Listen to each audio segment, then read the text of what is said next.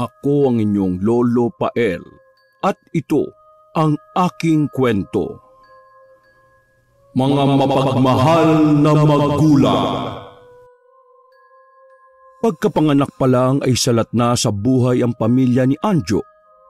Namulat siya sa kahirapan kaya maaga niyang natanggap na kailangan niyang magsikap sa buhay. Palagi niyang ginagalingan sa lahat ng bagay, lalong-lalo na sa kanyang pag-aaral. Dahil sa pamamagitan nito, gusto niyang ipakita sa kanyang mga magulang na buhay pa ang pag-asa para sa kanila. Graduating na sa high school ang binatang si Anjo. Kakasimula pa lang ng school year ay tuwang-tuwa at sabik na agad ang kanyang ama at ina. Para kasi sa mag-asawang Ruben at Oyang, malaking biyaya ang narating ng kanilang anak. Hindi kasi nila naabot ang ganoong antas dahil grade 5 pa lang ay tumigil na sila sa pag-aaral noon. Nako, sabik na ako makakita ka na nakasuot ka ng toga. Nakakatuwa talaga, anak. Alam mo, anak, proud na proud kami ng tatay mo. Biruin mo, ha? Hindi ka lang basta nag-aral kasi may honors ka rin. Nako, sigurado ako na magiging valedictorian itong anak natin. Pupusa talaga ako ng malaki, valedictorian yan. Oh, saan ka naman kukuha ng pamusta, Aber? Di sa'yo. Ay, ito talaga si Papa, oh. Kahit naman hindi ako magka-award sa inyo ko pa rin iaali ang pagtatapos ko. Ayos lang sa amin ang papa mo na wala kang award. Basta makita ka lang namin na nasa entablado masayang masaya na kami. Tama ang mama mo, anak. Basta gusto lang naming maging maganda ang buhay mo. Kasi hindi naman habang buhay kasama mo kami. Dapat kapag wala na kami, hindi ka mag-iikahos. Kaya para mangyari yon, mas galingan mo pa sa hamon ng buhay, anak. Para sa sarili mo at sa kinabukasan mo. Ito naman si Papa, oh. Kung makapagsalita parang mawawala na . Huwag ka mag-alala, anak. Matagal mamamatay ang masamang damo. Uy, anong masamang damo? Ikaw talaga. O yan lagi mo na lang nilalaso ng utak ng anak mo Baka mamaya niyan makalimutan niyan kung gaano ko kagwapo. Ano? Gwapo sa imong lobot. Sabay-sabay silang nagtawanan. Ganun na ganun kasaya ang pamilyang yon. Kahit na madalas na nahihirapan, hindi pa rin nawawala ang ngiti sa kanilang mga labi. O siya, anak, magmadali ka na, magliliwanag na. Kailangan hindi ka ma-late. Ma, Pa, maraming salamat po sa pag-aasikaso Pati na rin dito sa tinapay na may itlog sa loob. Walang anuman. Ano ka ba naman, anak? Siyempre anak ka namin kaya dapat ganyan talaga ang ginagawa namin. Kaya huwag ka mag-alala. Sa susunod na araw, makakabili na rin tayo ng uniform mo. Sa ngayon tiis-tiis muna Ay, wala pong problema, Pa. O paano? Alis na po ako. Kumain po kayo na maayos Napangiti na lamang ang mag-asawa habang pinagmamasdan palayo ang kanilang anak. Napaupo na lang ang mag-asawa sa tapat ng umuugang lamesa habang nakangiti at napapailing sa tuwa. Pinagsaluhan ng dalawa sa umagang yon ang isang pirasong monay at mainit na tubig na may kaunting asukal. Samantala, maagang ang nakarating si Anjo sa kanilang paaralan. Mula sa kanila ay halos 15 minutong lakaran lang naman.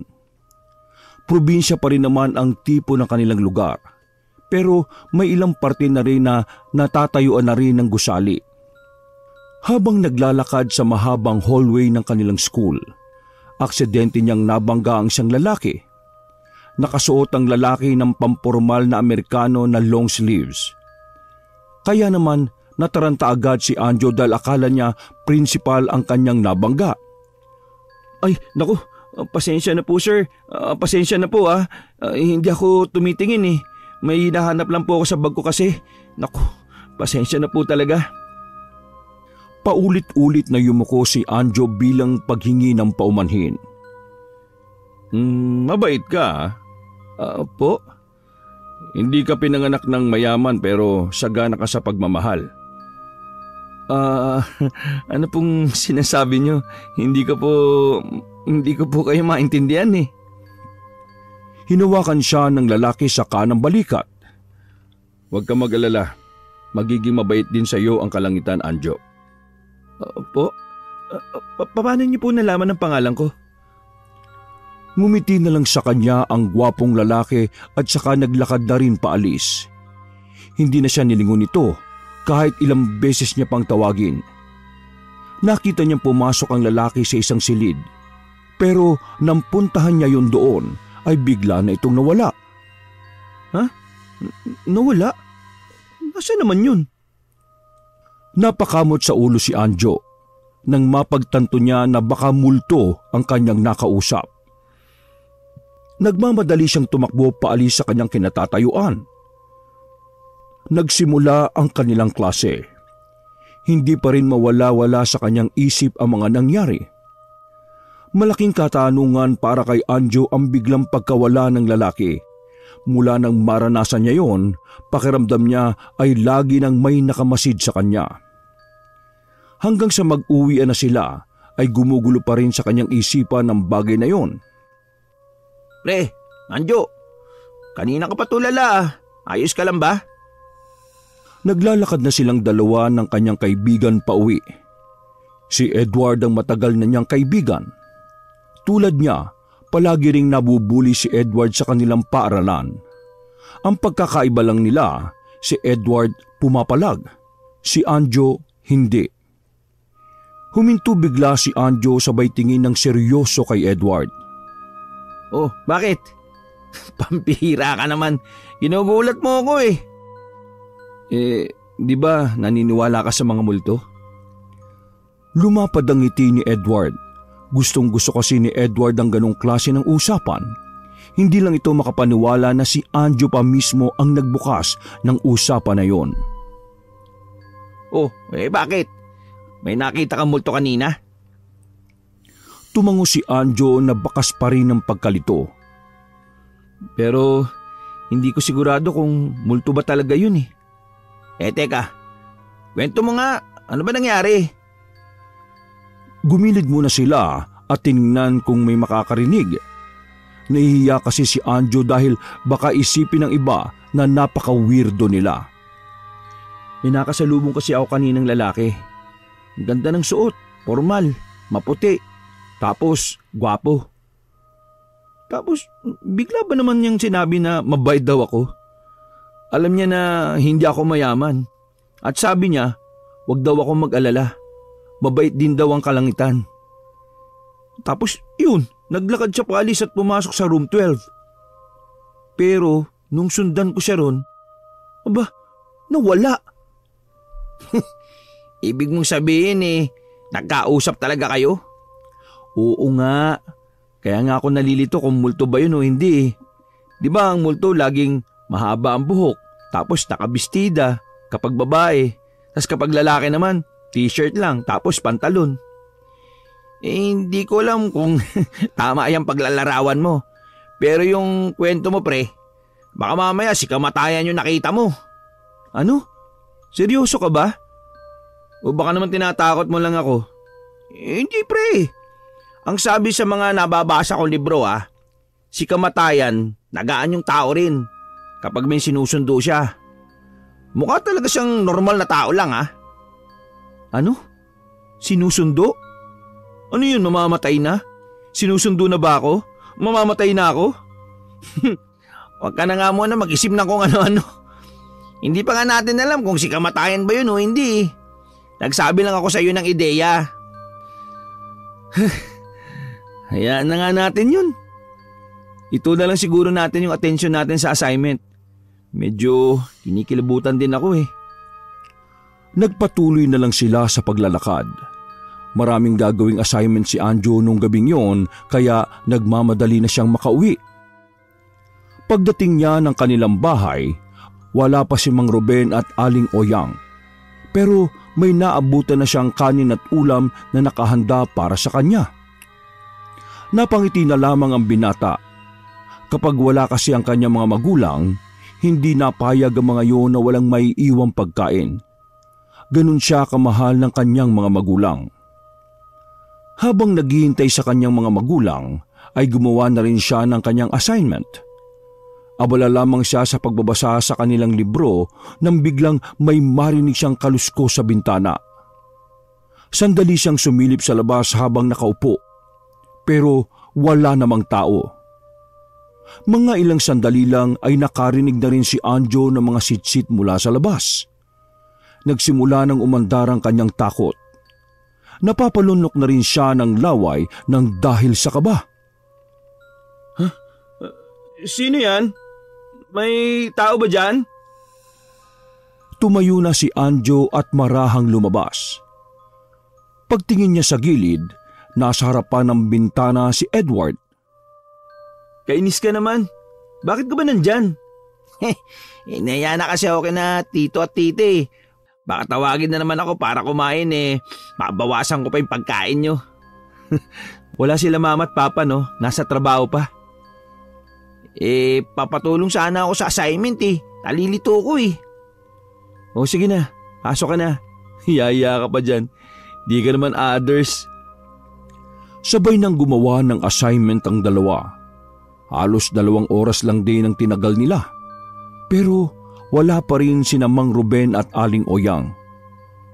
Oh, salamat pre Ano na lang ang gagawin ko kung wala ka? O sige, mauna na ako. Pakisabi na lang kay tito at tita na nagpunta ako Sige, walang anuman. Kumaway pa si Edward nang makalabas na ito ng kanilang bahay. Saan na kaya yun sila mama? 9:00 na. Isasara na sana ni Anjo ang kanyang libro nang matanaw sa labas na kararating lang ng kanyang ama't ina. May daladala mga yon na plastik. Ay, nako, pasensya ka na anak Ginabi na kami ng mama mo. Eto, teka, kumain ka na ba? Opo. Tapos na ako pa Saan ba kayo galing? Heto, tingnan mo. Buksan mo dali, sukatin mo na. Binuksan ni Anjo ang plastik at bumungad sa kanya ang ilang araw ng gustong ibigay sa kanya na mag-asawa. Uniform? Sa akin po talaga to, ma. Oo, anak. Iyong-iyo yan. Pinag-ipunan namin ng mama mo ang uniform na yan, anak. Sukatin mo na. Para alam namin kung ibabalik namin sakaling hindi kasya. Tama ang disenyo niyan, anak. Yung pinagpagawaan kasi namin yan, may anak din na nag-aaral sa inyo. O bilis na, sukat mo na. Nagmamadaling sinukat ni Anjo ang uniform.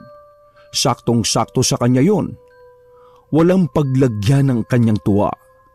Mula kasi nang tumungtong siya ng high school, yung pa lamang ang unang pagkakataon na nagkaroon siya ng uniform. Pwede naman siya magsuot na lamang ng sibilyan dahil hindi naman bawal. Pero gusto ni Mang Ruben at Aling Oyang na maranasan din ng kanilang anak ang magka-uniform. Pa? Ma? Maraming salamat po talaga Sobrang salamat po. Hagulgulang iyak ni Anjo dahil sa labis na kaligayahan.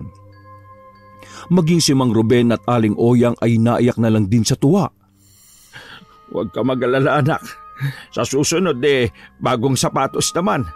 Para kapag umakyat ka sa entablado mas makinang pa sa noo kong panot ang suot mong sapatos. Lahat gagawin namin para sa iyo anak. Basta ang gusto lang namin maging komportable ka sa sarili mo. Nagyakapan na lamang ang tatlo. Pagkatapos ng madramang eksenang yon, nagpresenta si Anjo na maglaban ng damit ng kanyang ama't ina. Pakonsuelo niya yon dahil sa binili na uniform sa kanya. At para na rin makapagpahinga na rin si Mang Ruben at Aling Oyang. Kinuha na ni Anjo ang kahuhubad lang na damit ng kanyang tatay at nanay. Nagtaka siya dahil may dugo ang damit ng kanyang tatay Ruben. Ganon din ang damit ni Aling Oyang. Natataranta siyang bumalik sa loob ng bahay at agad na inusisa ang kanyang mga magulang. Oh, bakit anak? Anong problema? Ayos lang ba kayo, ma? Pa? Wala ba kayong sugat? Bakit may dugo yung damit nyo dito sa bandang tagiliran? Oo. Nakalimutan naming sabihin. Kanina kasi napadaan kami sa palengke. May baboy na kinakatay roon. Ayun, natalsikan kami ng tatay mo. Muntik pa ngang mapaaway ang tatay mo kasi hindi man lang humingi ng paumanhin ng mga nagkakatay. Nakahinga ng maluwag si Anjo nang marinig yun. Ilang araw pa ang nakalipas. Kapansin-pansin na mas ginanahang pumasok sa paaralan ang binatang si Anjo. Maging ang mga guro ay natutuwa rin sa kanya. Ibang-iba siya sa suot niyang uniform. Hindi na rin siya mukhang nakapambahay lang. Uy, ang cool mo talaga pre sa uniform mo. Astig! Pareho na tayo. Ano ka ba? Ilang beses mo nang sinasabi yan ano naman, masama ba maging proud? Hindi naman. Pero hindi lang ako sanay Lalo na ngayon. Lagi akong pinupuri ng mga teacher. Kapuri-puri ka naman kasi talaga. May itsura ka, tapos matalino pa. Alam mo, swerte na magiging girlfriend mo sa iyo. Sus nako, wala pa sa isip ko yung girlfriend na yan Si papa at mama muna ang iniisip ko. Gusto ko makapagtapos ng pag-aaral para maibigay ko yung buhay na para sa kanila Naku, alam mo pre, bilib talaga ako sa iyo. Sana lahat may ganyang isip Ako kasi, puro na lang pangarap ang iniisip ko wala namang masama kung pangarap mo ang gustuhin mong unahin. Pero ano ba pangarap mo? Umupo sila sa tapat ng lamesa sa kantin. Isa-isa munang inilabas ni Edward ang mga baon niya para sa lunch break na yon. Gusto kong maging direktor. Gusto kong gumawa ng palabas, ng pelikula. Yung mga mga parang gabi ng lagim. Horror pala yung trip mo Tumpak, ganon nga. Maganda yan. Ayos yan. Kaya mag-aral ka mabuti. Mas na-inspire ako kasi dahil sa kwento mo Sandaling hindi nakapagsalita si Anjo. Sa mga nakalipas kasing mga araw, ilang beses niyang nakikita ang lalaking misteryoso. Wala namang sinasabi sa kanya ang lalaki. Nakatingin lang sa kanya. Pero iba pa rin ang epekto nito sa kanya. Hindi niya alam kasi kung ano ang dahilan kung bakit nagpapakita sa kanya ang lalaking yon. Ni hindi rin naman niya kilala. Nang itanong naman niya sa kanyang nanay at tatay ay nagkikibit balikat lang ang mga yon. Bukod pa sa lalaking lagi nagpapakita sa kanya, isang malaking katanungan din para kay Anjo ang mga nilalang na nakikita niya rin sa kanilang bahay. Tuwing 6:00 ng gabi o kaya 3:00 ng madaling araw, palagi siyang nakakarinig ng mga bulong-bulungan na siya lang ang nakakarinig. May nakita rin siya mga taong parang anino na sobrang itim. Tanging ang mga mata lang ng mga yon ang nakikita niya. Kinilabutan si Anjo sa tuwing nakikita niya ang mga yon. Hindi rin naman niya masabi-sabi sa mga magulang niya dahil ayaw niyang dagdagan pa ang iniisip ng kanyang mga magulang. Uy! Tulala ka na naman dyan! Muling natauhan si Anjo. Naalala niyang kausap pala niya si Edward. Ha? Lutang ka na naman. Puyat ka ba kagabi? Paano mo naman nasabi yun? Sabi ko na-inspire ako sa kwento mo kaya ako magde-direktor balang araw. Ay nako, kumain na nga lang tayo. Gutom lang yan parikoy. Nakaramdam ng konsensya si Anjo. Noong nakaraan pa kasi nangyayari ang ganoong senaryo. Mabuti na lamang ay naiintindihan siya ni Edward kaya hindi ito nagagalit. Pagkatapos nilang magtanghalian sa kantin ay tinuon na lamang ng dalawa ang atensyon sa kanilang klase. Naging maayos naman ang takbo ng araw ni Anjo noon. Walang kahit na anong nagpaparamdam sa kanya na nilalang. Hindi rin naman nagpakita sa kanya ang misteryosong lalaki. Pagka-uwi niya sa kanilang bahay, naabutan niya ang kanyang ina at ama sa kanilang bakuran. Nagluluto na mga yon ng kanilang kakainin para sa hapunan. Oh anak, Mabuti naman at nakauwi ka na. Ginabi ka yata. Sinamahan ko po kasi si Edward na bumili na para sa assignment namin. Hindi po kasi siya nakapagpasa nung nakaraan eh. Kaya ngayon naghahabol siya. Ganun ba? Ikaw ba nakapagpasa? Opo, ako nga po nauna sa lahat eh. Ano ka ba naman, Oyang? Mas maaga pa sa 4:00 ang anak natin palagi. Baka nakakalimutan mo, running for valedictorian yan. Ito naman si tatay masyadong excited. Maupo ka na nga muna rito. Ruben, kunin mo nga yung bag ng anak mo. Inabot ni Anjo ang kanyang bag sa ama. Hinaplos siya ng ina sa pisngi niya. Ramdam niya ang pagiging magaspang ng palad ng ginang. Dulot yun ng walang humpay na pagtatrabaho para lamang mapaaral siya. Basta anak, kapag wala na kami, gusto kong maayos ang buhay na tatahakin mo ha. Nay naman, kung makapagsalita kayo parang mawawala na kayo ah. Anak, hindi natin alam ang panahon. Baka mamaya, bilang na pala ang araw namin ng papa mo. Gusto ko lamang maging handa ka sa mga pwedeng mangyari. Napabuntong hininga na lamang si Anjo. Iniisip pa lamang niyang mag-isa na siya sa buhay ay labis na siyang nalulungkot. Pero nawala ang kanyang lungkot nang may mapansin siyang isang lalaki sa gilid ng kanilang bakuran. Magulo ang buhok ng lalaki na para mampugad ng ibon. Sobrang itim. Mata lang ang nakikita sa dilim. Otomatikong nagtayuan ang kanyang mga balahibo.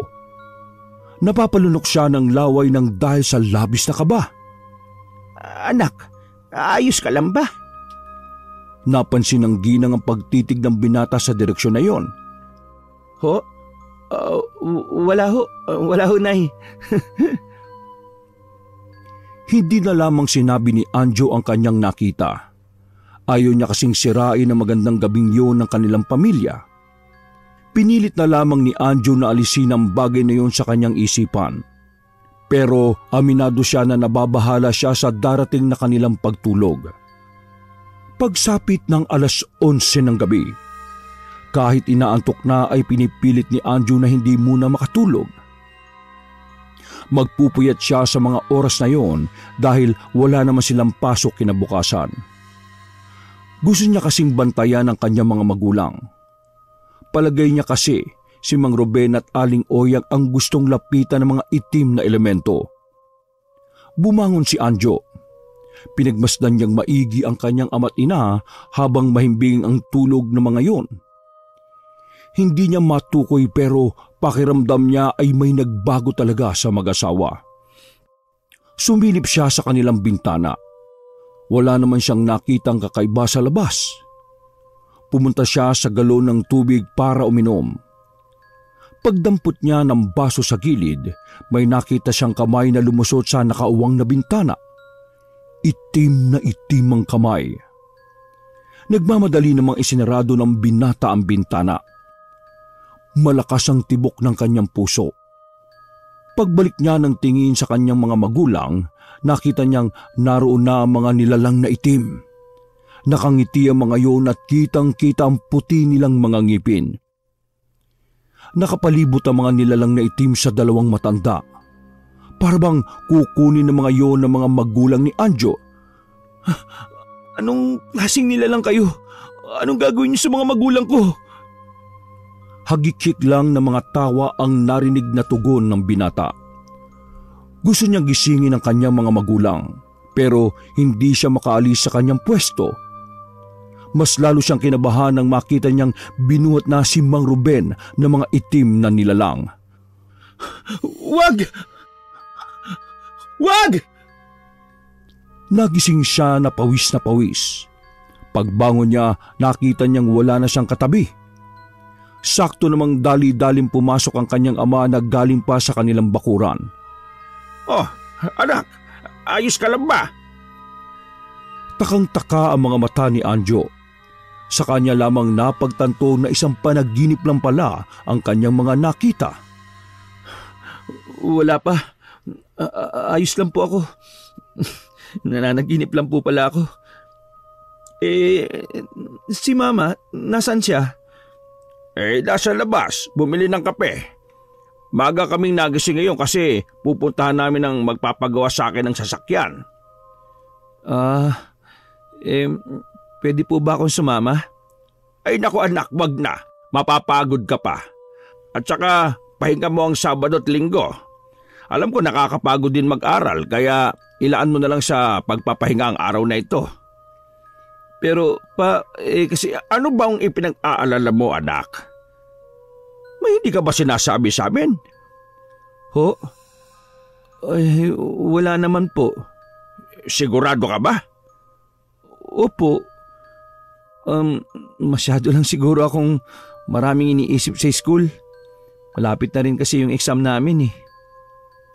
Nagdahilan na lamang si Anjo dahil ayaw niya talagang ipaalam sa tatay niya kung anuman ang pinagdaraanan niya. Ganun ba? Alam ko naman na kakayanin mo yun anak. May tiwala naman ako sa iyo eh. Paano? Tapusin ko na lang muna yung niluluto ko ha. Maya-maya aalis na rin kami ng mama mo. Napatango na lamang si Anjo. Hindi na nakabalik sa tulog si Anjo. Mulat na mulat siya nang umalis na ang kanyang ama at ina. Pagsapit ng 6:00 ng umaga, nilibang na lamang ni Anjo ang kanyang sarili sa paglilinis sa kanilang bakuran. Napapailing siya sa tuwing maaalala ang mga nilalang na yon. Hindi niya maisip kung ano ang dahilan kung bakit nagpapakita ang mga nilalang na yon. Wala naman siyang natandaan na may nagambala sila. Wala rin naman silang inagrabyadong ibang tao. Napaupo si Anjo sa tapat ng kanilang lutuan na dikahoy. Ano bang nangyayari? Nagsimula lang naman to nung galing sila sa labas para bumili ng uniform ko eh. Malalim na paghinga ang ginawa ng binata. Teka, hindi kaya may kinalaman sa lahat ng ito yung lalaki yung nakakasalubong ko? Langya, baka si Satanas na yun ah. Napaayos ng upo si Anjo dahil sa ideyang yon. Pagtingin niya sa labas, nakatayo na pala roon si Edward habang ngumungaya ng tinapay. Oh, bakit? Gusto mo sumama? Ha? Saan? Mamayang hapon. Saan nga? Naalala mo yung sinabi ko sa yung pinapagawa nila mama na tindahan malapit sa bayan? Tapos na yun eh. Oy, ano naman gagawin natin dun? Ipapabless nila mamaya. Siyempre may kainan dun. Lamon tayo. Baka umuwi sila mama mamaya. Walang tao dito. Ko naman, minsan lang naman to eh. At saka, ayaw ko rin kasing pumunta kaya sinasama kita para may kausap man lang ako. Puro kasi matatandaan nandun eh. Tsaka mga kumpare nila papa at mama. Mag-iwan ka na lang ng sulat sa lamesa nyo para kapag umuwi sila, alam nila kung saan ka nagpunta. Tinuruan mo pa talaga ako ha. Pero sige na nga, magbibihis lang ako saglit. Hey pre, mamaya nga hapon pa. Huwag ka nga excited dyan. Kaswal na naglakad paalis ang kaibigan niyang si Edward. Napangisin na lamang si Anjo kung ano-anong ginawa ni Anjo noon para lamang malibang. Hindi niya na napansin na nalipasan na pala siya ng oras. Alauna na ng hapon na magpahinga siya. Habang nakahiga sa kanilang papag, may narinig siya sa labas na parang nagbubulungan. Akala niya pa nung una ay mga tsismosa lamang yon. Pero pagtingin niya ay wala namang tao. Pero patuloy pa rin ang bulungan. Hindi niya malaman kung totoo bang may naririnig siya o baka guni-guni lang. Nagtataka si Anjo. Hanggang sa may narinig na siyang maliit na boses na nakakatakot. Kukunin na namin ang mga magulang mo! Kukunin na namin sila! Hindi na napigilan ni Anjo ang sarili. Napalundag siya sa labas at dumaan pa siya sa bintana. Nanlalaki ang mga mata at hindi makapaniwala. Sigurado siya na nagmumula sa ilalim ng papag ang mga tinig na yon. Sa sobrang takot, dali-dali siyang umalis ng kanilang bahay.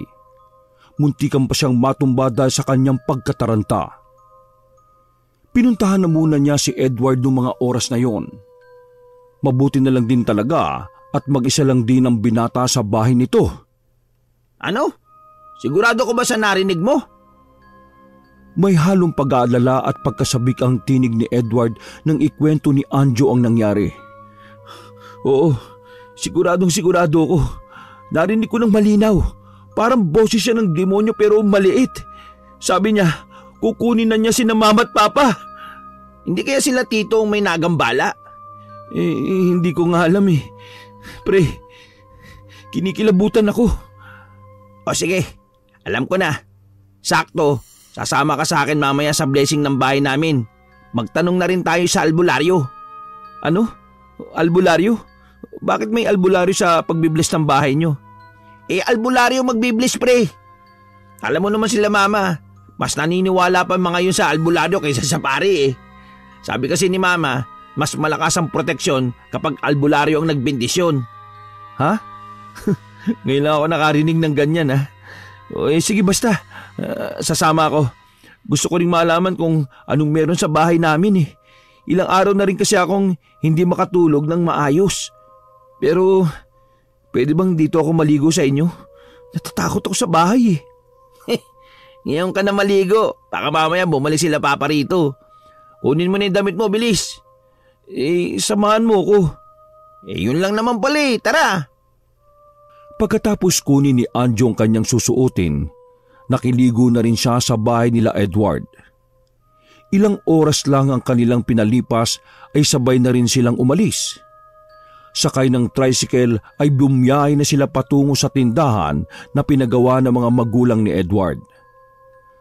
Pagdating nila roon, ay naroon na ang mga magulang ni Edward at ang ilang pang bisita, pero wala pa roon ang sinasabing albularyo. Hindi ba nakakaya na isama mo ko? Bakit ka naman mahihiya? Kilala ka naman nila mama at papa.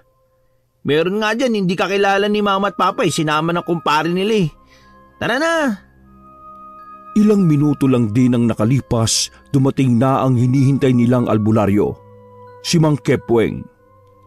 Kilala ang matandang yon sa bayan bilang magaling na albularyo. Pagpasok pa lang ng albularyo sa bukana, napatingin agad yon kay Anjo. Pagkalito naman ang naramdaman ng binata.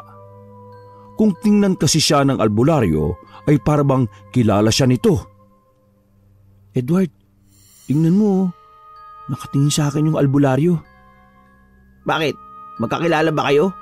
Hindi ngayon ko pa nga lang nakita yan eh. Yaan mo lang, baka type ka.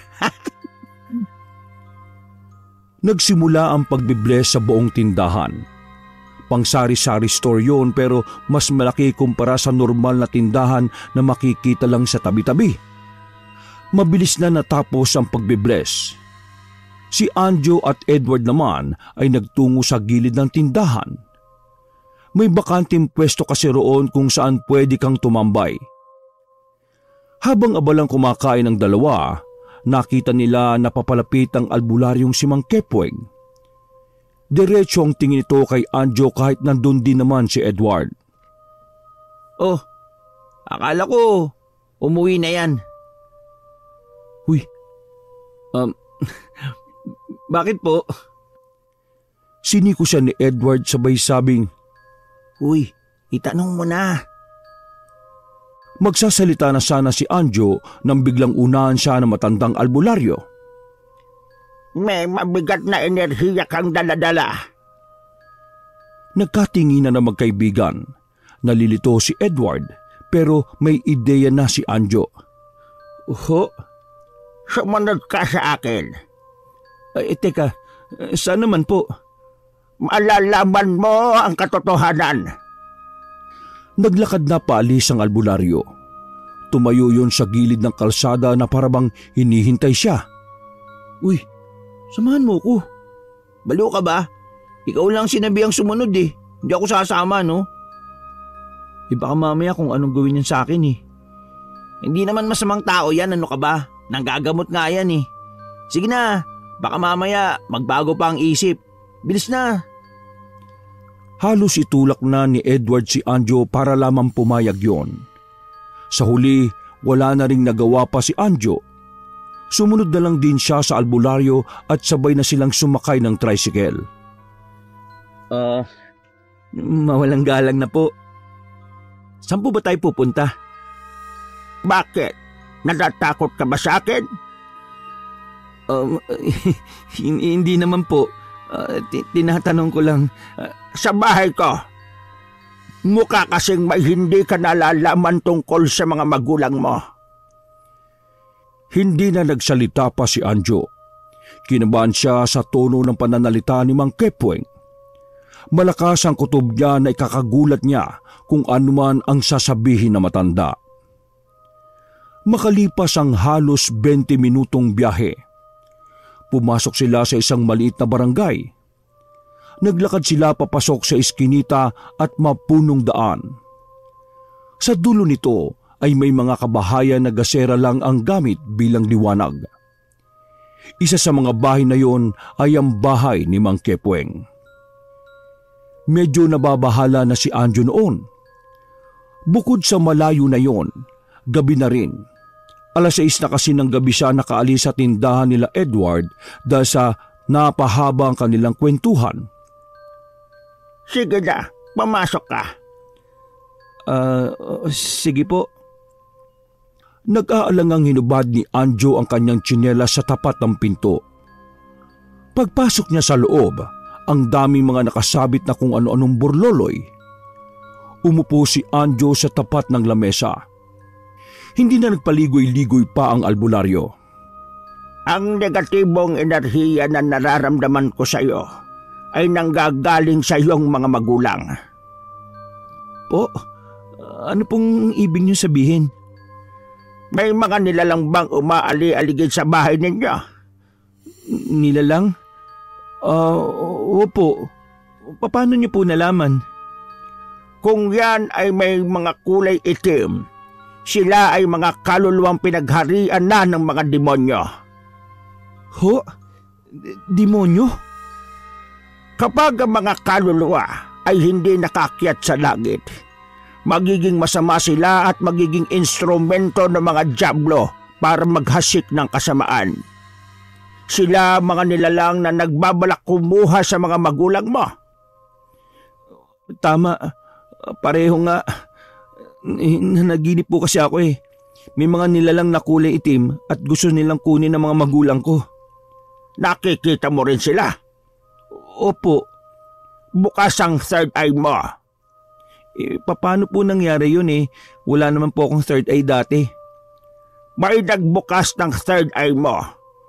Kung sino man siya, alam kong ginawa niya yon para makita mo ang mga nilalang na gustong lumapit sa nanay at tatay mo. Sandali. Hindi ko na po maintindihan eh.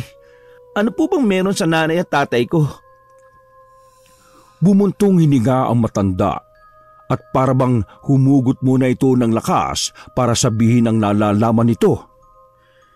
Sa maniwala ka man o hindi, may kakayahan akong malaman kung may elementong maaligid sa isang tao sa isang tingin pa lang. Yun ang dahilan kung bakit nalaman ko na ang mga magulang mo ay mga elemento na rin. Ho? Ano po bang pinagsasabi nyo? Paano magiging elemento normal na tao naman sila? Kung ayaw mong maniwala, umuwi ka sa inyo ngayon. Kapag walang anino ang mga magulang mo, ibig sabihin sila ay mga elemento na ring maituturing. Pagkatapos ng pag-uusap na yon, ay natatarantang lumabas si Anjo. Mabilis siyang pumara ng tricycle sa labas. Sobrang lakas ng tibok ng puso niya noong mga sandaling yon. Ayaw niyang maniwala sa sinasabi ni Mang Kepweng, pero hindi niya rin naman maintindihan kung bakit siya labis na kinakabahan. Pagdating niya sa kanilang baryo, ay binaba siya sa kanto. Nagmamadali siyang tumakbo. Dinadasal niya na sana may anino ang kanyang mga magulang.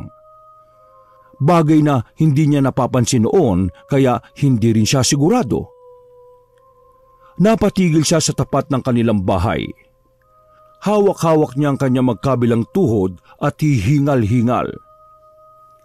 Nakasarado ang kanilang pinto, pero naririnig niyang may tao na sa loob. Kaya naman agad-agad siyang lumapit. Pagbukas niya ng pinto ay naabutan niya ang kanyang ama't ina na abala sa paghahanda ng kanilang hapunan. Kanina ka pa namin hinihintay. Saan ka ba galing? Maupo ka na anak, kumain na tayo. Nagtatayuan ng mga balahibo ni Anjo ng mga sandaling yon dahil siya mismo ang nakakakumpirma na wala nga talagang anino ang mag-asawa. Ma? Pa? Kayo po ba talaga yan? Nagkatinginan ng mag-asawa na parabang nalilito. Siyempre naman anak, kami ito. Bakit mo naman naitanong yan? Lumayo ng bahagya si Anjo. Dinampot niya ang kutsilyo na nakita niyang nakasabit sa gilid. Anjo, anak, ano bang ginagawa mo? Bakit mo kami tinututukan ng kutsilyo, ha? Sabihin niyo nga sa akin, sino ba talaga kayo? Hindi kayo mga magulang ko eh. Dahil mga wala kayong anino. Pagsabing yun ni Anjo ay umupo na si Mang Ruben at huminga ng malalim. Si Aling Oyang naman ay napapailing. Ruben, oras na yata para malaman ng anak natin. Kayo ba talaga mga magulang ko? Sino ba kayo? Anjo anak, kami pa rin ito. Pero hindi na kami kagaya ng dati mong mga magulang. Diretso nyo na nga ako. Hindi ko kayo maintindihan eh. Patay na kami, Anjo. Patay na kami. Nagkasalubong ang kilay ni Anjo. Mas lalo siyang nawindang sa kanyang narinig. Patay na ho kayo? Paano patay na kayo? Mga kaluluwa na lang kayo? Nakikita pa nga kayo ni Edward nung nakaraan eh. Anak, hindi kami kaluluwa. Totoong tao kami. Ano ba kasing nangyari? Nung araw na bibili namin ang bago mong uniforme, isang masamang loob ang humarang sa amin. Pilit niyang kinukuha ang dala naming pera. Pero pareho kami ng desisyon ng mama mo na huwag ibigay. Kasi para yun sa uniform mo. Kaya yun, nagalit siya. Sinaksak niya ako habang pinipilit niyang kunin ang pera. Dinamay niya ang mama mo. Pagkatapos noon tumakbo paalis ang lalaki nang may dumating pang isang lalaki. Maputi, nakasuot ng kulay itim lahat. Parang pangmayaman. Naghihingalo na kami ng mama mo noon nang kausapin niya kami. Ang sabi niya, wag daw kami mag-alala. Magiging mabait din daw sa amin ng Diyos dahil mabait kaming tao. Hindi namin alam kung anong sinasabi niya doon. Basta nang umalis siya, nagtaka na lang kami ng mama mo na wala ang sugat namin. May kaunting sakit pa rin pero nabuhay kami. Alam kong hindi ka maniniwala pero palagay ko, niligtas kami ng lalaking yon. Dahil sa sinabi ng kanyang ama, ay naalala ni Anjo ang misteryosong lalaki na nakikita niya rin. Walang duda, malakas ang kutob niya na yun din ang sinasabi ni Mang Ruben. Tinulungan niya kaming magkaroon ng pangalawang buhay, anak. Pero hindi rin kami magtatagal. Anong hindi rin magtatagal? Aalis kayo? Iiwan niyo na ako? Anak, pinahiram lang kami ng 15 araw na buhayin para makasama ka hanggang sa kaarawan mo. Dapat patay na kami, anak. Kaya kailangan na naming mawala sa tinakdang panahon. Kung hindi, aariin kami ng mga dyablo. Hindi na namalaya ni Anjo ang pagpatak ng kanyang luha. Ayaw niyang maniwala pero ang pagkirot ng kanyang puso ang tila nagsasabi sa kanya ng katotohanan. Palagay ko, naawa ang Diyos sa atin. Kung marunong maawa ang Diyos, Bakit hindi na lang niya ginawa ng paraan na habang buhay kayong mabuhay? Bakit sa lahat ng pwedeng masaksak kayo pa talaga ni Mama? Anjo, anak. Nandito nga kayo. Pero sa mismong araw ng kaarawan ko mawawala rin kayo. Ano pang saysay ng mga natitirang araw kung papatayin din naman ako ng kalungkutan sa huli? Walang may gusto nang nangyari, anak. Magpasalamat na lang tayo kasi pinahiram tayo ng oras ng Diyos. Huwag nating sayangin ang mga araw. Sana Natigilan sa pagsasalita ang ginang nang makaramdam sila ng kakaiba. Namatay sandali ang kanilang ilaw. Nang bumalik ang liwanag, nakita na lang ni Anjo na sabay na sinasaniban ang kanyang mga magulang. Nasa sahig na ang mag-asawa at kapwa nangingisay. Ma, Pa, ano bang nangyayari sa inyo? Lalapitan sana yun ni Anjo nang biglang may sumilip sa bintana. Mga taong itim at nakikita ang mga ngipin nitong puting-puti dahil sa lapad ng ngiti. Mas naging malala pa ang pangingisay ni Mang Ruben at Aling Oyang. Sinasabayan naman yun ng pagtawa ng mga nilalang sa labas. Hindi alam ni Anjo ang gagawin niya noong mga sandaling yun. Maging siya ay hindi rin nakagalaw sa sobrang takot. Naiyak na lamang siya habang pinagmamasdan ng mga magulang na unti-unting nagbabago ang kulay ng ilalim ng mata. Mabuti na lang, ilang sandali lang ay bigla na lang nawala ang mga nakakatakot na nilalang. Huminto na rin sa pangingisay si Mang Ruben at Aling Oyang. Ma, Pa, ayos na ba kayo? Pa, naririnig niyo ba ako? Hinang-hina si Mang Ruben. Samantalang si Aling Oyang naman nagawa pa rin makabangon pero nahihilo. Wala na sila. Wala na. Buong puwersang inakay ni Anjo ang dalawa patungo sa papag. Sakto naman na noong mga sandaling yon, dumating si Edward para magbigay sana ng pagkain. O pre, anong nangyari? Tulungan mo nga muna ako pre. Igalang natin na maayos sila Mama sa papag. Pinagtulungan ng dalawa na iayos ang mag-asawa. Nang matapos na sila, ay napabuntong hininga na lamang si Anjo. Hindi mo pa sinasagot ang tanong ko. Ano ba nangyari sa kanila? May mga sakit ba sila? Kinuwento ni Anjo ang lahat ng detalye, hanggang sa mga sinabi sa kanya ng albularyo. Nung una ay hindi makapaniwala si Edward. Pero nang mapansin nga nito na walang anino ang mga magulang ni Anjo, doon na siya naniwala. Tuliro, balisa at tulala ang magkaibigan habang nagbabantay kay Mang Ruben at Aling Oyang. Pasensya ka na pre ha, nadadamay ka pa.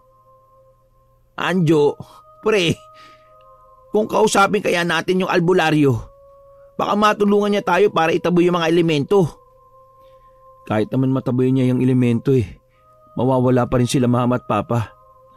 Gusto ko sana habang buhay ko silang makasama Ano ka ba naman? Maging totoo na tayo dito par. Wala na dapat sila tito at tita pero mabait sa iyo ang Diyos Kaya makakasama mo pa sila hanggang sa birthday mo. Hindi ba mahalaga sa iyo yung mga natitira nilang araw para makasama ka? Halos 5 araw pang natitira pre. Marami pa kayong pwedeng gawin na masaya. Hindi ko kasi matanggap bakit ito nangyayari. Ano to, pelikula? Wala na sila pero binuhay pa. Tapos mamamatay din makalipas ng 15 araw. Mahalaga pa ba yun? Tingnan mo nga, 15 araw ang binigay sa kanila. Pero 10 araw na ang nasayang nang wala ka man lang nagawa para sa kanila. Naisip mo ba yun? Natameme si Anjo.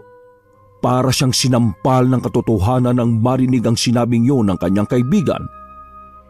Pre, kung talagang mahal mo sila, gawin mong masaya yung mga natitira nilang araw. Mangyayari lang yun kapag nataboy na natin ang mga elementong gustong kumuha sa kanila. Anong una natin gagawin? Mamaya pag sikat ng araw, puntahan natin si Mang Kepweng. Alam kong may magagawa siya sa problema mong ito. Maraming salamat sa pagtulong, pre. Hindi ko alam kung anong gagawin ko kung ako lang mag-isa eh. Tinapik ni Edward ang balikat ni Anjo para pagaanin ang kalooban nito. Sige na, pre. Umuwi ka na sa inyo. Baka hinahanap ka ni. Ako nang bahala dito. O sige pre, bukas pagsikat ng araw aalis ka agad tayo. Napalingon agad si Anjo sa kanyang mga magulang nang umalis na si Edward. Mahimbing lang na natutulog ang mag-asawa. Napangiti na lamang si Anjo pero sinasabayan niyo ng pagtulo ng kanyang luha. Hindi niya pa rin alam kung ano ba talaga ang magiging pakiramdam niya. Gayong alam niyang ilang araw na lang ay babawiin na ng Diyos ang kanyang ama't ina. Kinaumagahan, normal lang ang kilos ni Mang Ruben at Aling Oyang. Walang naaalala mag-asawa sa lahat na nangyari tungkol sa mga nilalang. Kaya naman minabuti na lang ni Anjo na hindi sabihin.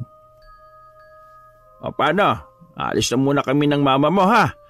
May magpapaayos ulit ang sasakyan sa akin eh. Ito namang mama mo, mahihilutin din sa bayan. Pasensya ka na anak kung lagi kaming naalis Gusto lang naming mabili yung regalo namin sa iyo sa darating na kaarawan mo Para bago man lang kami bawiin ng Diyos may maiwan kaming magandang alaala. Pinilit na lamang ni Anjo na hindi maiyak noon. Nagkunwari siyang tanggap na niya ang kapalaran ng dalawa. Pero sa kaloob-looban niya, parang dinudurog ang kanyang puso. Sige nay, tay. Mag-iingat po kayo sa lakad ninyo. Kumain ka na lang ng maayos dito anak ha. Tumango at ngumiti na lamang si Anjo bilang pagtugon. Ilang sandali pa lang na makalis na ang mag-asawa ay saka naman lumabas si Edward sa gilid. Oh, bakit naman kasi kailangan mo pa magtago? Nahiya ako, baka yayain na naman akong kumain Ano, tara na ba? Tara na, abang maaga pa. Walang sinayang na pagkakataon ng dalawa. Lumarga na rin sila. Pumara na kagad ng tricycle si Edward. Sigurado ka bang alam mo kung saan nakatira si Mang Kepweng? Hindi ko kasi talaga natandaan yung dinaanan namin Tinanong ko si mama. Sinabi niya sa akin kung paano makakarating doon. Kaya huwag ka na mag-alala. Ngumiti na lang si Edward. Matapos ang ilang minutong biyahe, bumaba na rin sila sa kanto ng isang baryo. Tinamad na kasing pumasok ang driver. Lokong yun Tama naman ang binayad natin. Di mo lang tayo binaba sa eksaktong lokasyon. Tama, dito yun. Oo, natatandaan ko. Uy, masyado pang maaga. Kaya wag tayo maingay Naglakad ang dalawa papasok ng baryo. Nagtanong-tanong sila sa mga taong nadaanan nila kung nasaan ang bahay ni Mang Kepweng. Mabuti na lang din at itinuro kagad yon sa kanila. Ano pre, eto na ba yon? Oo, ito na nga yun. Nauna nang naglakad si Edward. Sakto namang kabubukas lang ng albularyo ng bintana. Sandali yung natigilan na makita sila. Pumasok kayo. Kape at pandesal ang inihain ng albularyo sa kanila. Pinaupo sila sa mahabang upuan na yari sa palutsina. Alam mo na ba kung anong nangyari sa mga magulang mo? Opo, alam ko na po ang lahat. Yun po ang dahilan kung bakit kailangan ko ng tulong nyo. O tara na. Pero kararating lang po namin Sabi ko tara na. Pupunta tayo sa bahay ng mga magulang nito. Pero hindi po namin natitikman yung kape at saka... Dalhin nyo na. Ano po? Sabi ko dalhin nyo. Napakabigin yung kababataan nyo pa lang. Tara na. Maabutan pa ako ng pinagkakautangan ko Bilis niya. Nagmamadaling kinuha ni Mang Kepweng ang gamit at naon nang lumabas. Mga wala sa sariling dinala ni Anjo at Edward ang kape at pandesal. Pagsakay nila ng tricycle ay nagkanda tapon-tapon ng kape. Kaya tinapay na lamang ang napakinabangan ng dalawa. Ingatan nyo ang 2 tasa na yan, ha? Gagamitin ko yan mamaya pagdating natin sa bahay ninyo. Sige po. Nawiwindang man sa mga nangyayari noong mga sandaling yon, sinakyan na lamang nila ang trip ng albularyong si Mang Kepweng. Ang mahalaga para kay Anjo noon ay maitaboy ang masasamang elemento na lumalapit sa kanyang mga magulang. 8:00 ng umaga sila nang makarating sa kanilang baryo. Nagkasira-sira pa kasi ang tricycle sa kalagitnaan ng biyahe. Pagpasok pa lang nila sa bakuran, tumigil na kaagad ang albularyong si Mang Kepweng. Naintriga si Anjo pero kasabay nito ay umandar ulit ang kanyang kaba. Bakas kasi sa mukha ni Mang Kepweng na hindi na normal ang nararamdaman nito sa paligid. Iho, hindi mo ba sila nararamdaman sa ganitong oras? Hindi po, sa gabi ko lang po sila nararamdaman. Hindi sila umaalis dito. Kahit umaga nandito sila. Sa gabi mo lang sila nakikita dahil yun lang ang tamang oras para sa kanila. Ibig sabihin parang nakatira na rin sila dito sa bahay nila Anjo. Nakuha mo! Naglakad ang albularyo sa gilid ng bahay nila Anjo. Tumingin yun doon ng matagal. Kaya naman napilitan na lang sila na lumapit din. Nandito silang lahat sa parting ito. Nakikita ko sila ngayon. Galit na galit. Nag-aalala ko kay Mama at Papa eh. Baka sundan sila ng mga yun. Pag kayong mag-alala, hindi sila makakalayo. Dito lang nila maaaring guluhin ang mga magulang mo. Dito lang sa lugar na ito sila nakakulong. May nararamdaman akong positibong enerhiya na nagkulong sa kanila.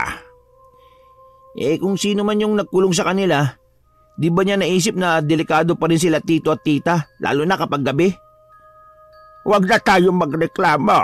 Ang mahalaga, may kalayaang makalabas sa mga magulang nitong iho na ito. Ano pong hinihintay natin? Buksain na natin ang mga yan habang maliwanag pa. Malma ka lang. Hindi tayo basta-basta pwedeng kumilos. Kailangan ko munang alamin kung gaano kalakas sa mga elementong yan. Malalaman ko lang yon kapag narito mga magulang mo. Sila ang nakakaalam. Alam nila? Pero bakit wala silang sinasabi sa akin simula pa nung una? Hindi ko alam. Bakit kasi hindi ka nagtatanong sa kanila? Mang Kepweng, ayos lang po ba sa inyo na dito na muna kami hanggang mamayang makauwi ang mga magulang niya? Wala namang problema sa akin. Pero sana meron kayong pagkain. Uy, pagkain daw pre. Hinila ni Anjo si Edward at lumayo sila ng bahagya. Pre, yan ba talaga yung albularyo na nag-bless sa tindahan nyo kahapon? Parang iba na yan eh. Yan din yun. Di mo lang alam na may pagkabaloko yan. Ganun ba? O sige, samahan mo muna siya sa loob. Bibili lang ako na makakain natin. Sandaling umalis na muna si Anjo. Pumunta siya sa pinakamalapit na bilihan ng almusal. Habang namimili siya ng bibilhin, ay nakatabi niya ang lalaking nakaitim. Naglakad yon paalis at agad din naman niyang sinundan. Sandali!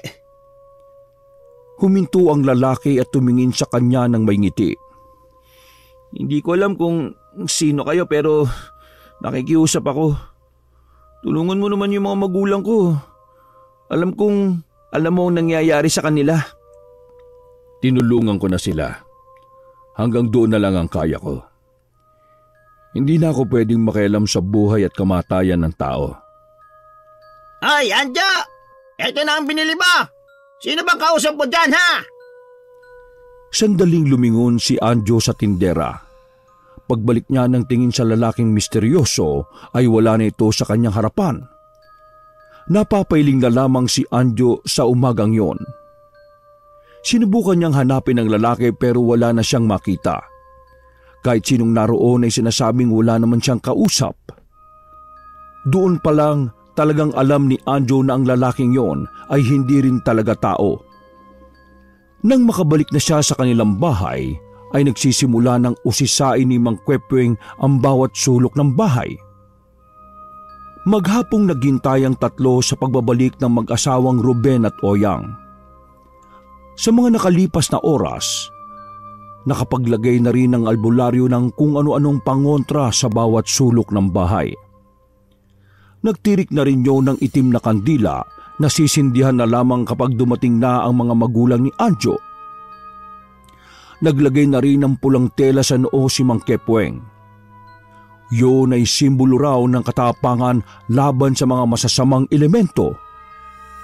Habang nasa tapat sila ng bakuran, habang hinihintay ang tuluyang paglubog ng araw, ilang beses na nagpabalik-balik si Mang Kepweng sa gilid ng bahay. Base kasi sa albularyo, galit na galit ang mga itim na elemento sa kanya. Kaya naman noong gabi ding yon ay natitiyak ng albularyo na mas malala ang gagawin ng mga nilalang para lang makuha na ang mga magulang ni Anjo. Mga ilang sandali lang, napatayo sa kinauupuan si Anjo nang makitang dumating na si Mang Ruben at Aling Oyang. May daladalang bayong ang mga yon. Nagtatakang nakatingin sa albularyong si Mang Kepweng. Anak, sino itong kasama ninyo?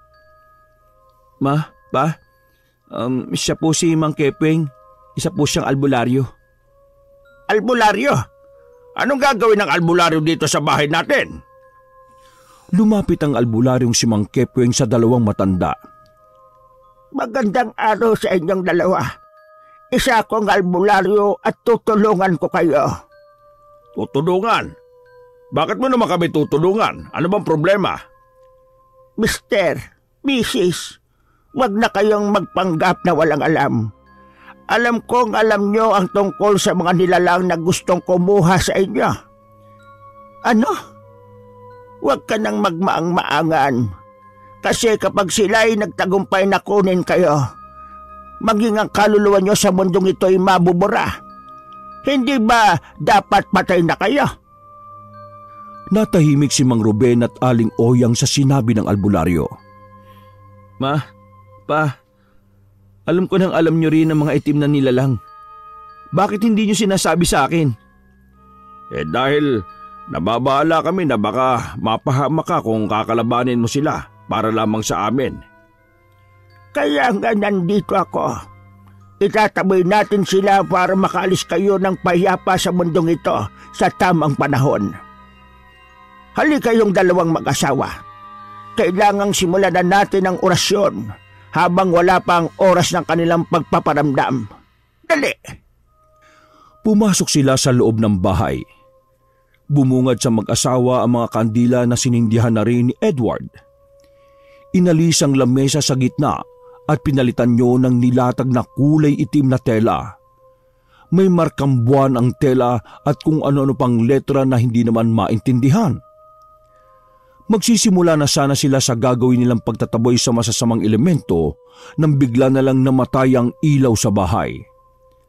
Kasunod noon ay narinig nila ang magkakahalong boses na pumapalibot sa paligid. Patay sindi ang ilaw. Nakita nilang sinasapian na ang mga magulang ni Anjo. Lumayo kayo sa kanila! Nakasapi na ang masasamang elemento! Gumilid ang magkaibigang Anjo at Edward. Si Mang Ruben naman at Aling Oyang ay nasa sahig lang. Nakadapa na para bang mga gagamba. Ma! Pa! Naririnig niyo ba ako? Ako ito si Anjo, ang anak niyo! Hindi ka lang nila naiintindihan. Ibinang utak nila tito at tita. Iho, ihanda mo ang sarili mo sa mga pwedeng mangyari. Naglabas ang albularyong si Mang Kepweng ng pamalo. Kawayan lamang yon na kinulayan ng kulay pula. Anong gagawin mo sa kanila? Mabisang panakit ang patpat na ito sa mga masasamang elemento. Pero hindi ko masisiguro na aalis agad sila sa katawan ng mga magulang mo. Lalo na't hayok na hayok talaga sila sa kaluluwa ng dalawang yan. Pakiusap, iligtas mo po sila. Huwag sana silang mapahamak. Walang mangyayari sa kanila kung kakapit sila sa Panginoon. Parang mababali ang buto ng dalawang matanda nang bumangon ng mga iyon. Sumusuka ang dalawa ng itim na likido at itim na ang lahat ng mata.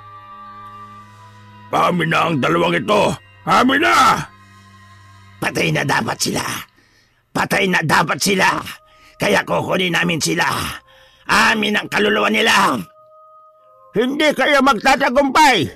Ngayong gabi, mawawala kayong lahat at babalik kayo kung saan man kayo lumulungga! O kung gusto ninyo! Kinuha ni Mang Kepweng ang daladala niyang maliit na banga na halos kasing liit lang ng baso.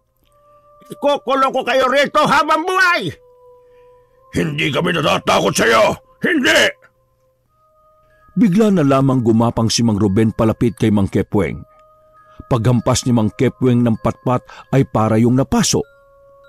Mangisay-ngisay nang matras si Mang Ruben. Sinasabi ko sa inyo, hindi ako tatalunin ng mabababang demonyong katulad ninyo. Lumayas kayo sa katawan ng dalawang yan at manirahan kayo sa banga ng kamatayan ko. Binuksan na ni Mang Kepweng ang banga. Iho, hawakan mo ang banga. Tinanggap ni Anjo ang banga. Hindi po ba masasama si na mama at papa rito? Aba, pag-isip ka nga. Tingin mo kasa sila dyan? Nanahimik na lang si Anjo kaysa mabara na naman siya ng albularyo. Humanda kayo at ang mga kasama niyong demonyo! Dumukot ng maliit na kutsilyo ang albularyo. Pumorma yun na parang isang bida sa pelikula. Tinutok nito ang kutsilyo sa sarili nitong palad. Sinasabi ko sa iyo, hindi kami tatablan yan! Manahimik ang demonyo ka! Wala kang alam sa gagawin ka! Sinugatan ni Mang Kepweng ang sariling palad at saka ipinatak sa loob ng banga. Pagkatapos ay may dinukot itong powder sa bulsa na nakaplastik pa. Sinaboy niya yon sa dalawang matanda, dahilan para sandaling mapuwing ang mga yon. Mga ilang sandali lang, aatake na sanang dalawang demonyong nakasapi nang biglang simulan na ni Mang Kepweng ang orasyon. Umupo ang albularyo sa gitna ng telang itim at nag-orasyon ng kung ano-anong dasal na hindi maintindihan. Habang ginagawa yun ng albularyo, naririnig ni Anjo ang mga tila hiyawan ng mga nilalang sa paligid. Parang nagmamakaawa mga yon. Maging ang dalawang demonyo na nakasapi kay Mang Ruben at Aling Oyang, hindi na rin makalapit. Nakahawak ang mga yon sa ulo nila at parabang namimilipit. Anong nangyayari? Nararamdaman na lamang ni Anjo na gumagalaw na ang hawak niyang banga. Kaya naman agad din siyang tinulungan ng kaibigang si Edward. Dalawa na silang humahawak sa banga dahil lumalakas ang paggalaw nito. Ang sakit sa tenga ng mga boses nila. Ha? Wala naman ako naririnig ah. Kayong mga kampo na kasamaan, mga alaga ni Satanas at ng mga dyablo sa kadiliman, pumasok kayo sa bago niyong tahanan! Malakas ang pagkakasigaw ni Mang Kepweng ng mga katagang yon. Muntikan pang ang matawa si Edward dahil napiyok pa ang albularyo. Pero pagkatapos noon, bigla na lang bumagsak sa sahig si Mang Ruben at Aling Oyang. Nawala na rin ang mga ingay. Agad namang kinuha ni Mang Kepweng ang banga at nagmamadaling tinakpan. Pa! Dali-daling nilapitan ni Anjo ang kanyang mga magulang.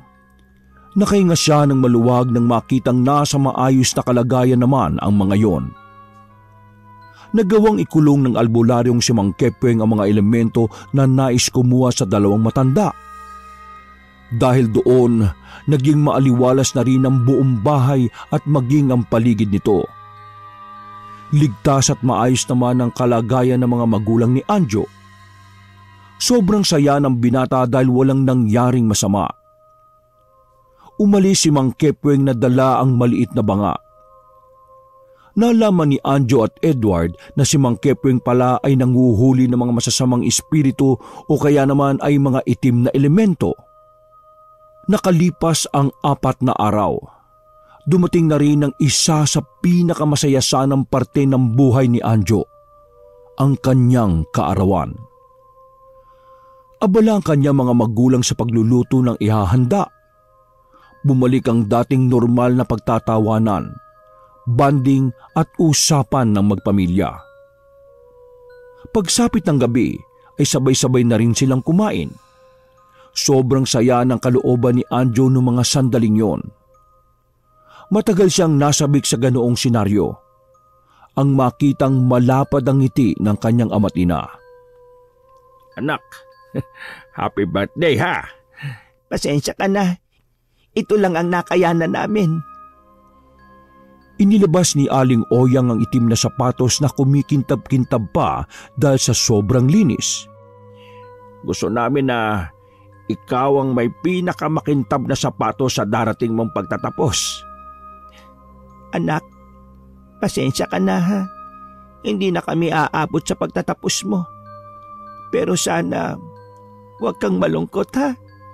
Dahil kahit na wala na kami, palagi ka namin babantayan. Hindi na nakapagsalita pa si Anjo. Tanggap na niya pagkatapos ng kanyang kaarawan ang pagbawi ng buhay na pinahiram sa mga magulang niya. Pero ganun pa man, sobrang nasasaktan pa siya. Hindi niya maisip na mag-isa na lamang siyang aakyat sa entablado. Sobrang nasasaktan siya. Ilang beses na nga rin niyang hiniling sa Diyos na sana wag na bawiin sa kanya ang kanyang ama't ina.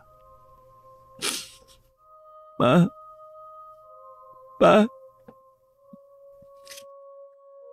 Mahal na mahal ko po kayo. Kung saan man kayo pupunta, sana wala na kayong maramdamang sakit. Sana maayos lang po kayo doon. Sana wala nang problema doon.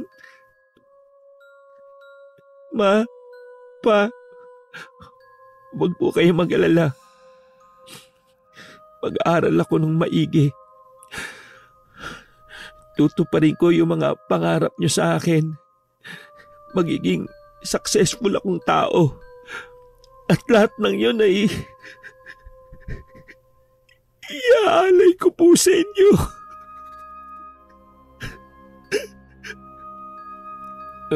Anak, mahal na mahal ka rin namin. Kahit wala na kami, gusto naming maging malakas at matatag ka lang na tao, ha? Maraming salamat po sa pagmamahal, sa pag-aalaga, at pagsisikap na maigapang niyo ako sa pag-aaral ko. Kayo po ang pinaka-the best na magulang sa buong mundo, Ma, Pa.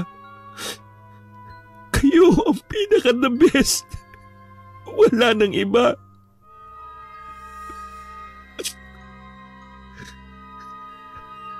At kung ipapanganak man ulit ako, kayo pa rin po ang gugustuhin kong maging magulang.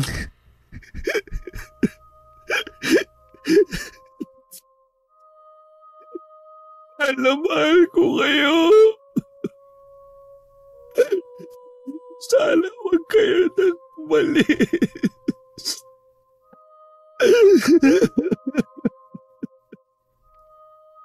Hagulgula ng namamayani sa munti nilang bahay sa mga sandaling yon. Mahigpit na yakap ang kanilang pinagsaluhan. Pagsapit ng 11:00 ng gabi, naglatag na rin sila ng sapin. Magkakatabi silang natulog habang makasiksikan sa yakapan.